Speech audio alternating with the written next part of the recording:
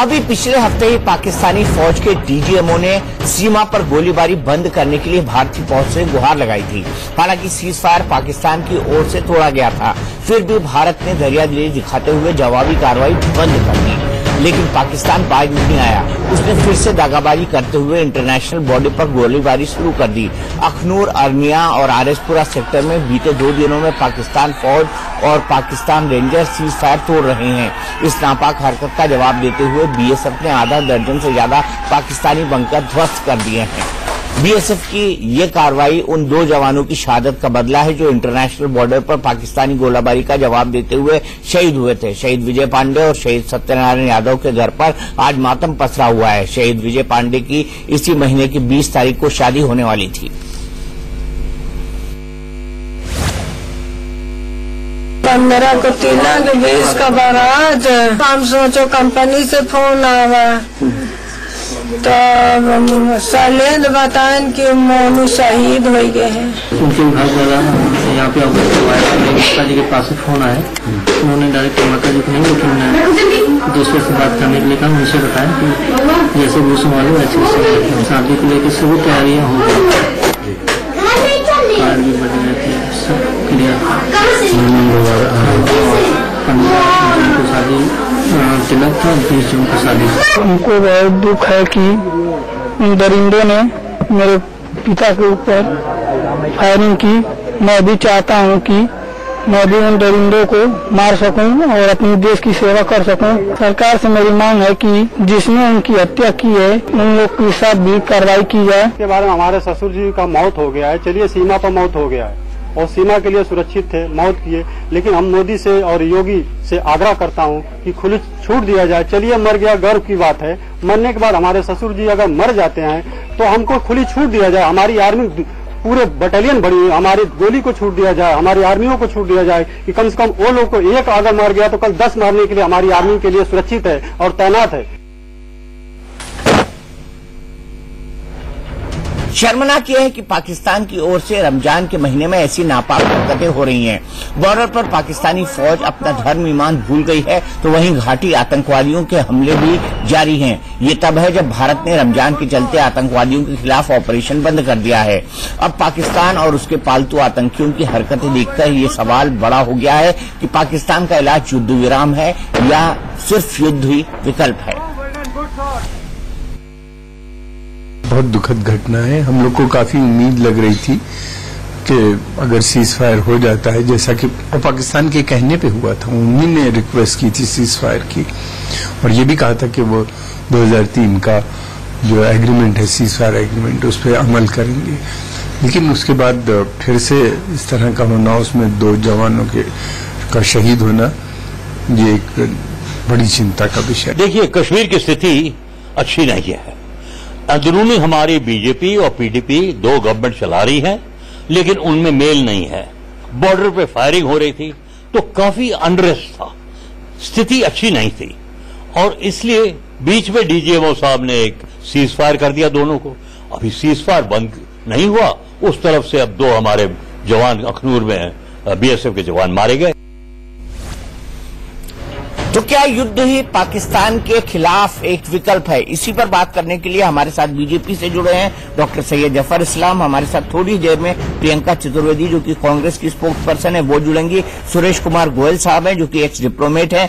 Retired colonel Shivdan Singh साहब हैं जो कि एक डिफेंस एक्सपर्ट हैं और अरसलान भट्टी हैं जो कि सीनियर जर्नलिस्ट हैं पाकिस्तान के। सबसे पहले मैं जफर भाई आपसे जानना चाहूंगा, कहीं युद्ध विराम करना एक गलती तो नहीं हो गया?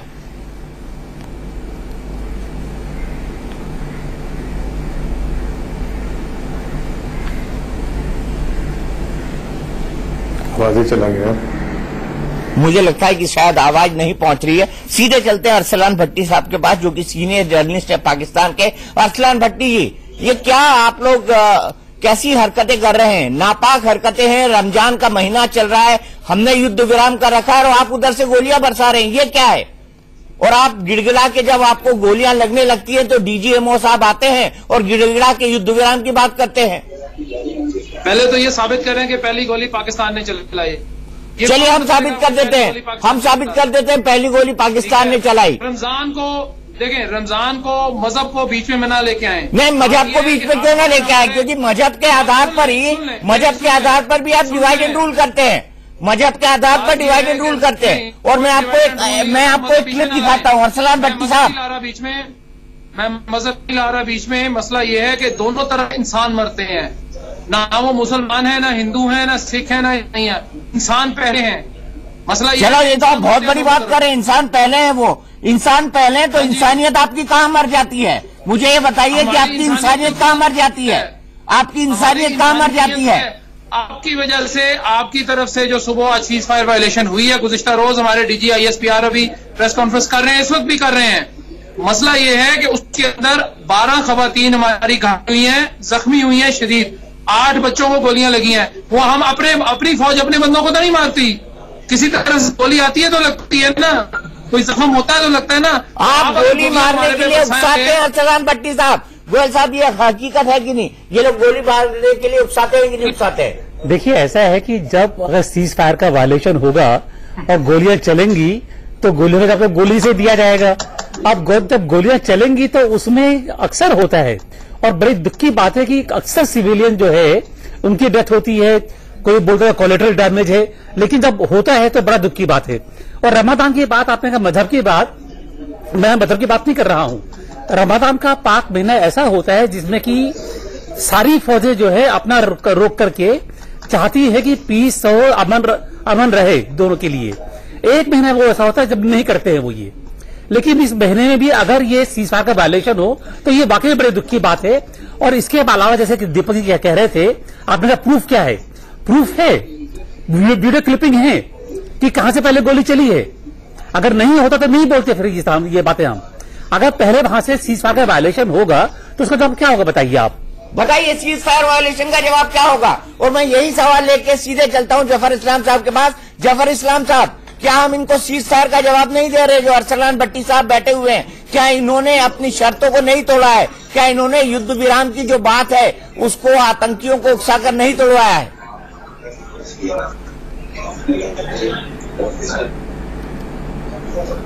देखिए, पाकिस्तान इस पाक महीने में भी सिर्फ नापाक हरकतें कर रहा है। अरसलान भट्टी अच्छे से जानते हैं कि इस महीने में कम से कम बीइंग ए मुस्लिम जो उन्होंने कहा था कि इस पाक महीने में युद्ध विराम किया जाए, लेकिन उन्होंने इसका नहीं किया।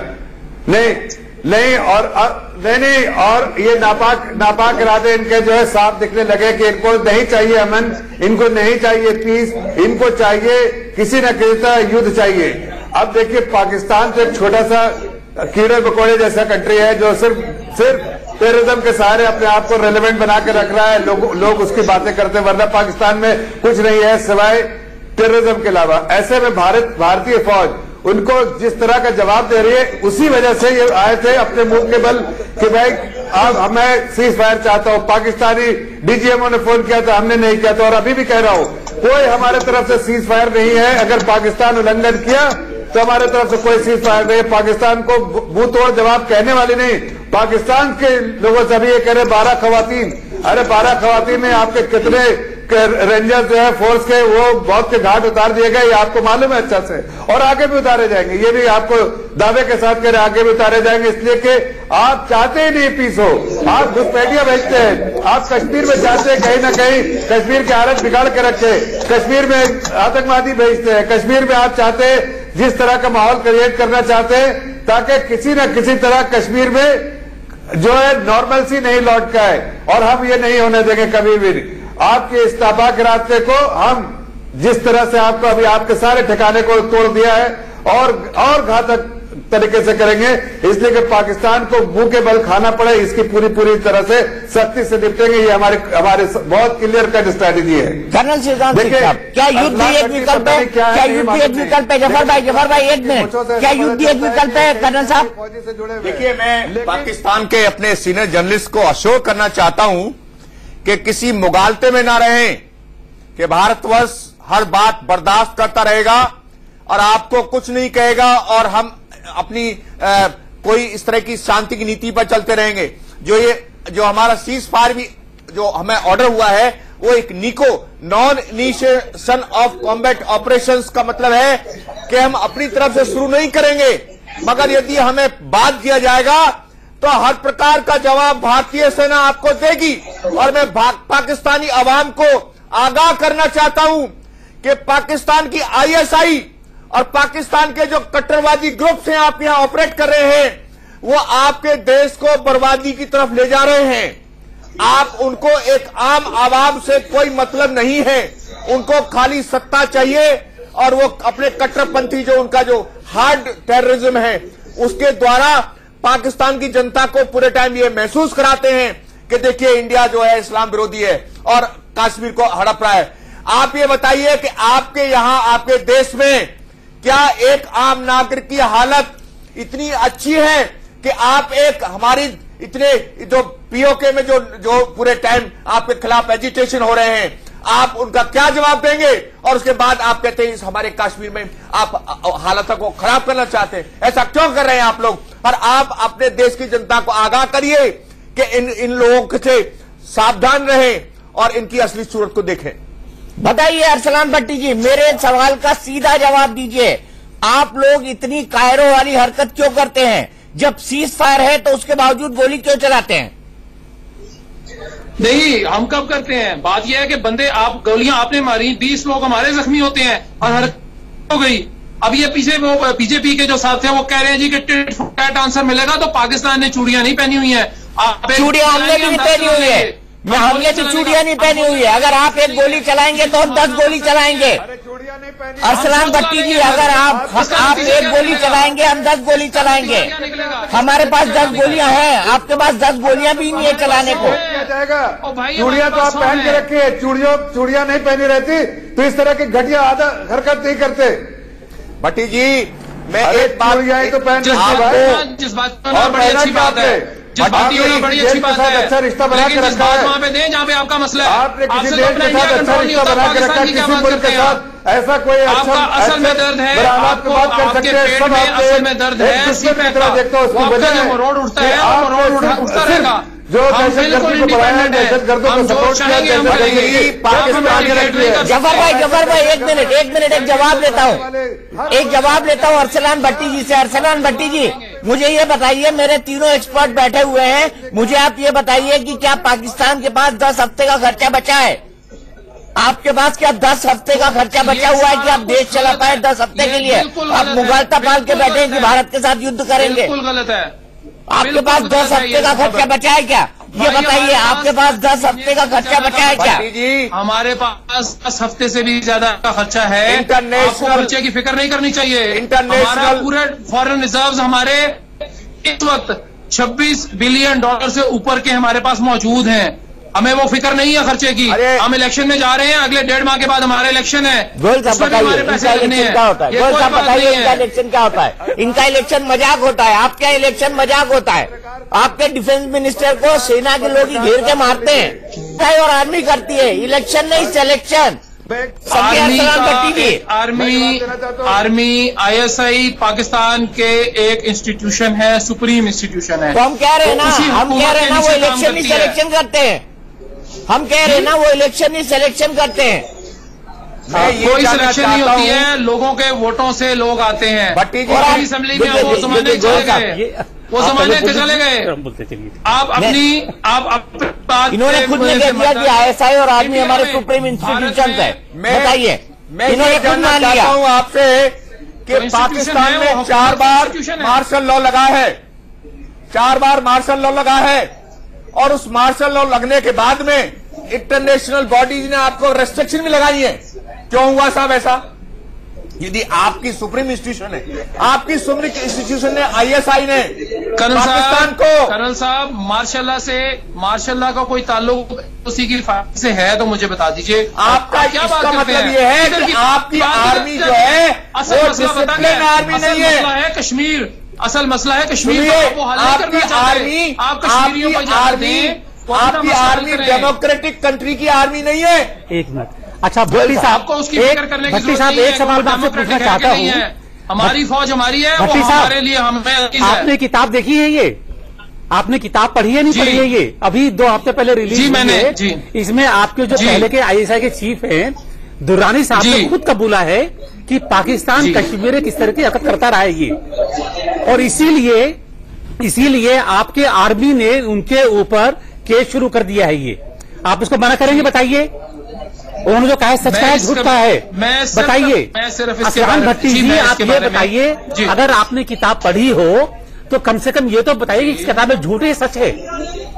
और झूठ सच नहीं है तो मुझे बताइए, झूठ सच नहीं है तो मुझे ये बताइए कि आपकी आर्मी ने केस क्यों किया है? आपकी आर्मी ने केस क्यों किया दुर्रानी साहब पर? मुझे सिर्फ इस सवाल का जवाब, इस सवाल का जवाब दे दीजिए।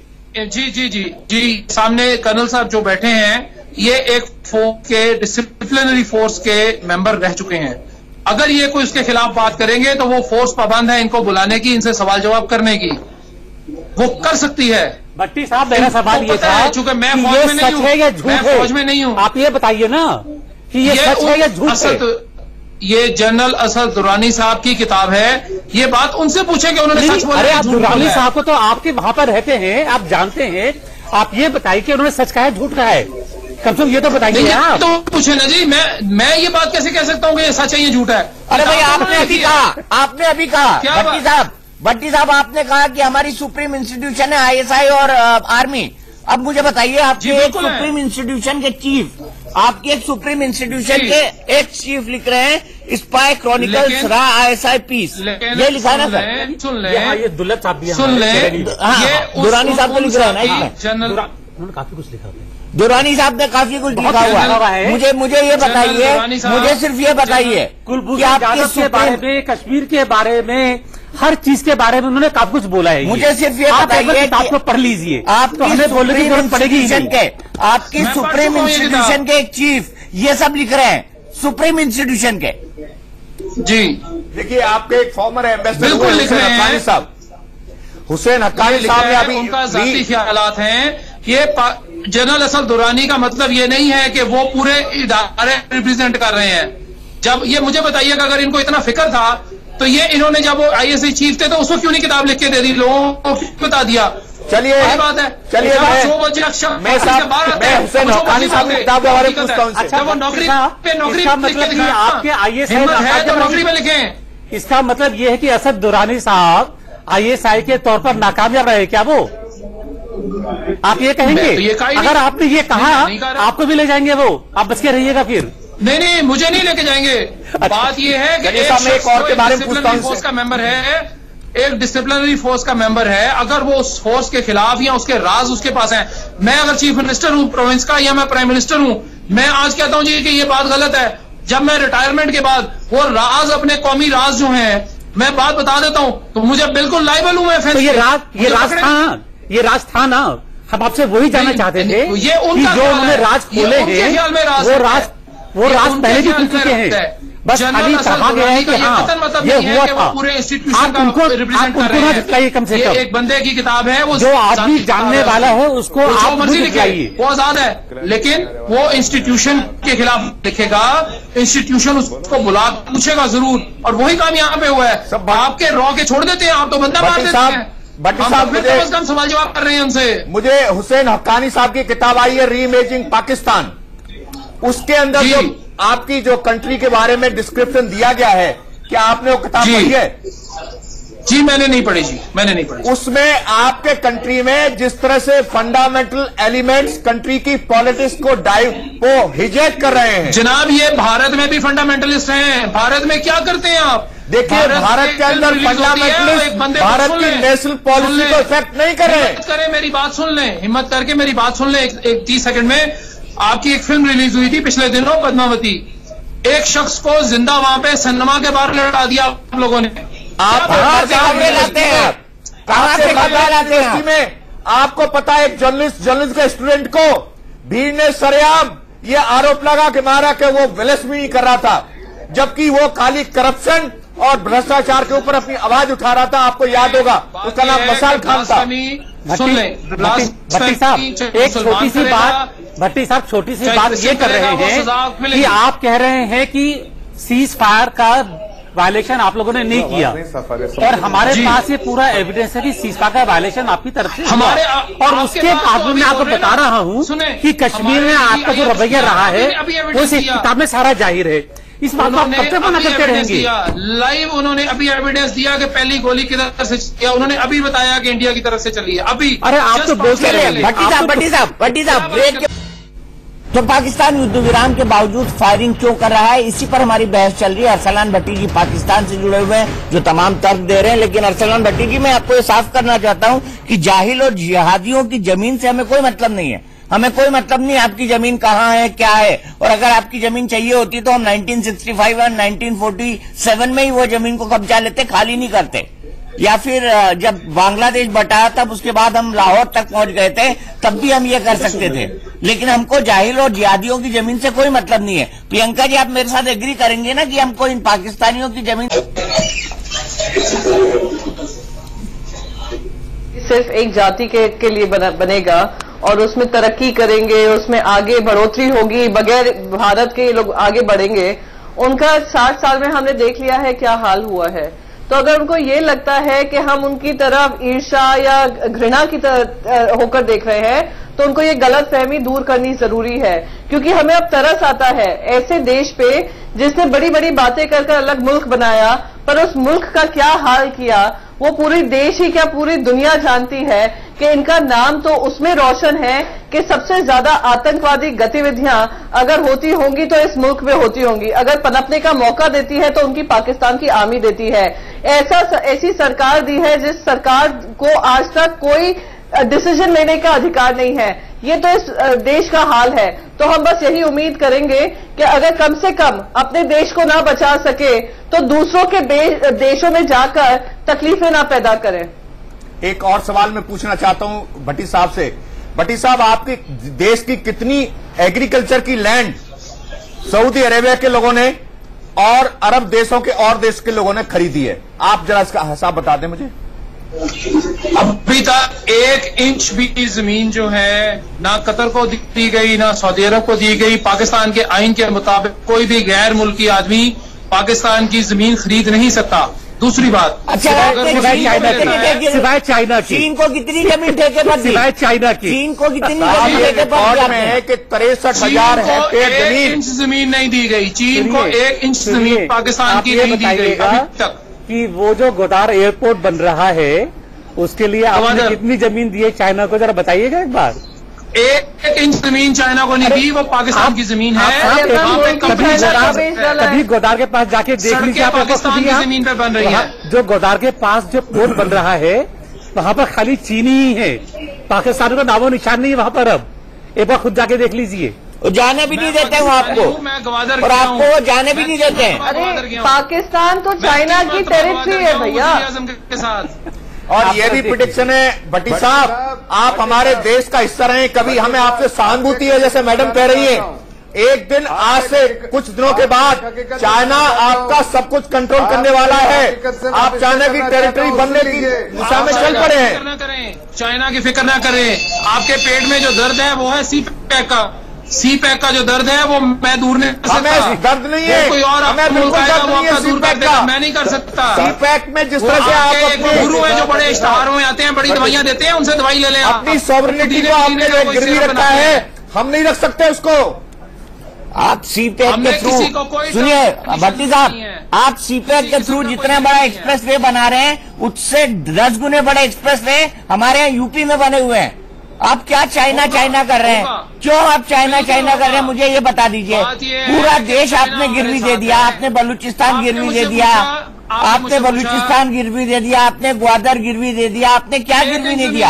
आपने पाकिस्तान ऑक्यूपाइड कश्मीर गिरवी दे दिया, आपने क्या गिरवी नहीं दिया सी पैक के नाम पर चीन को? और आप मुस्कुरा रहे हैं। हमने कोई 1 इंच भी नहीं दिया।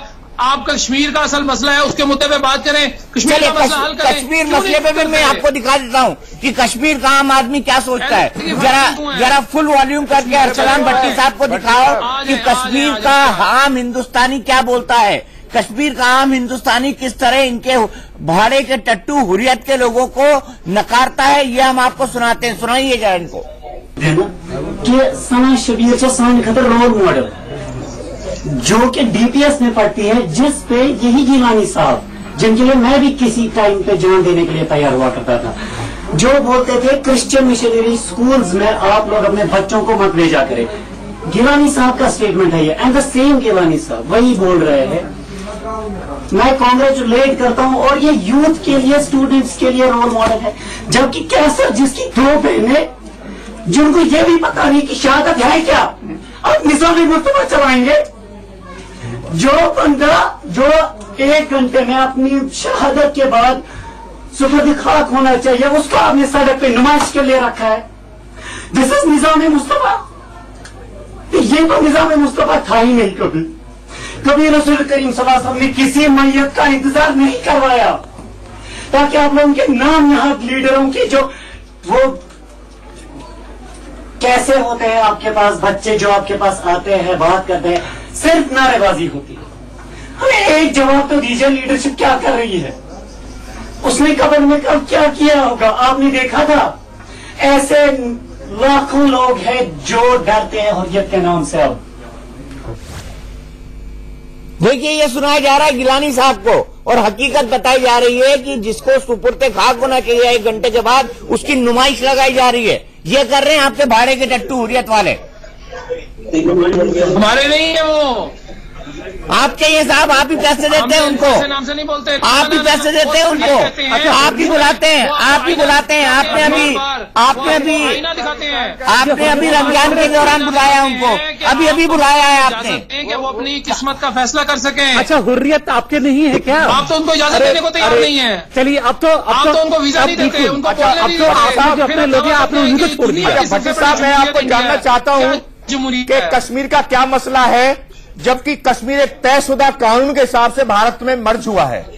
आप मुझे बताइए, कल को मैं पाकिस्तान के पंजाब में घुस जाऊं, जैसे आप कश्मीर पीओ के ऑक्यूपाई कर दिया, और उसके बाद में वहां पर ऐसी मुहिम चला करके वहां के लोगों से कहवाना शुरू कर दूं कि हम तो ऐसे रायशुमारी से तय करेंगे, तो उसका क्या जवाब देंगे आप?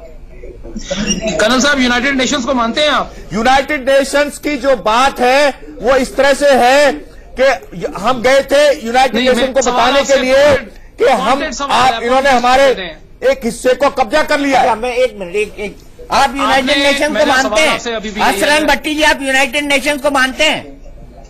जी बिल्कुल मानते हैं, लेकिन इसके लॉज अगर हमारे नहीं, 1 मिनट सुन लीजिए, फिर हाफिज सईद क्या है? जी, फिर हाफिज सईद क्या है? यूनाइटेड नेशंस का डिक्लेयर्ड आतंकवादी नहीं है क्या? फिर आप उसको पॉलिटिकल पार्टी सुन लेना जी, मैंने आपसे कहा है, आपको ये गलतफहमी है कि उनकी पॉलिटिकल पार्टी कोई आ रही है, ये पता नहीं यार क्या इंडियन प्रोपेगेंडा आप लोग करते हैं। और भाई, उनकी पार्टी रजिस्टर नहीं हो सकती। जो पार्टी रजिस्टर नहीं हो सकती, उनके खिलाफ एक्शन लिया आपने? जी, उनके खिलाफ कोई लीगल एक्शन लिया आपने? जनाब, बात यह है कि लीगल एक्शन लेना मेरा काम नहीं था। लीगल एक्शन लेना कानून का, अदालतों का काम था। उन्होंने 9 माह उनको नजरबंद किए रखा, उसके ऊपर इन्वेस्टिगेशन कर रहे हैं। वो अदालत ने करना है, वो मैंने ही, आपने नहीं करना। आपने सबूत दे दिए, हो गया। आप कह रहे हैं पाकिस्तान में, आप कंफर्म कर रहे हैं कानून जैसी कोई चीज नहीं पाकिस्तान में, आप कंफर्म कर रहे हैं, ये आप कंफर्म कर रहे हैं अरसलान भट्टी। मैंने नहीं करना, ये कानून का काम है करना, अदालत का काम है। कर रहे हैं ना?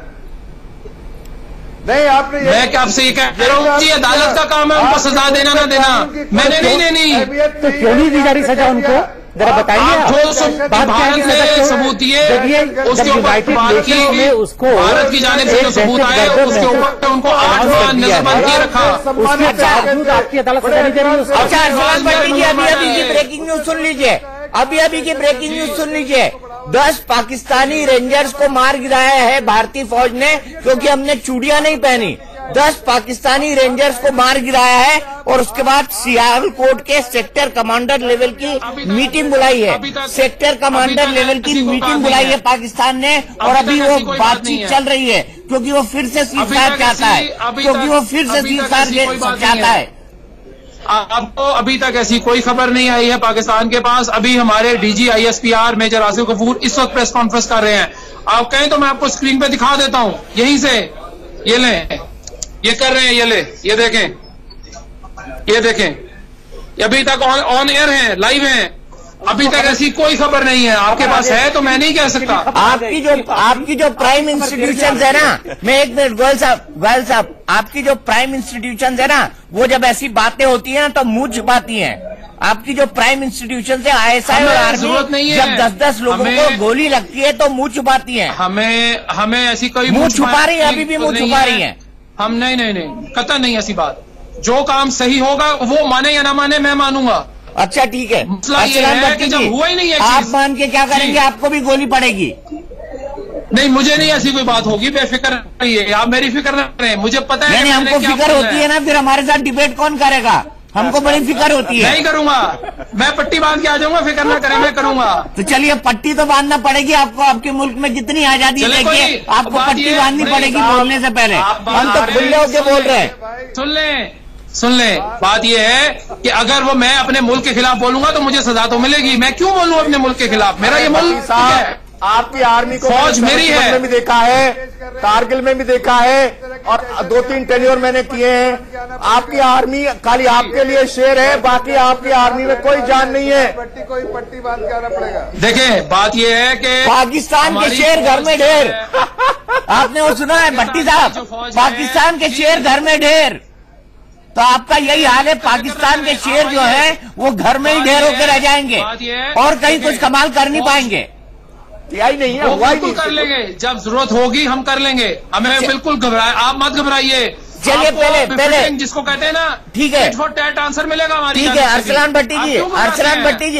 भट्टी जी, पहले 11वें हफ्ते का खर्चा जुगाड़ लीजिए, उसके बाद ये बात करना। पहले 11वें हफ्ते का खर्चा जुगाड़ लीजिए, उसके बाद ये बात करिएगा। आप हमसे जुड़े, आपने हमसे बात की, इसके लिए आपका बहुत बहुत शुक्रिया। लेकिन ये याद रखिए कि भारतीय फौजों ने चूड़ियां नहीं पहन के रखी हैं और ईंट का जवाब पत्थर से दिया जाएगा। तभी आज 10 रेंजर्स को हल्कान किया है भारत की आर्मी ने, क्योंकि भारत की आर्मी ईंट का जवाब पत्थर से दे रही है।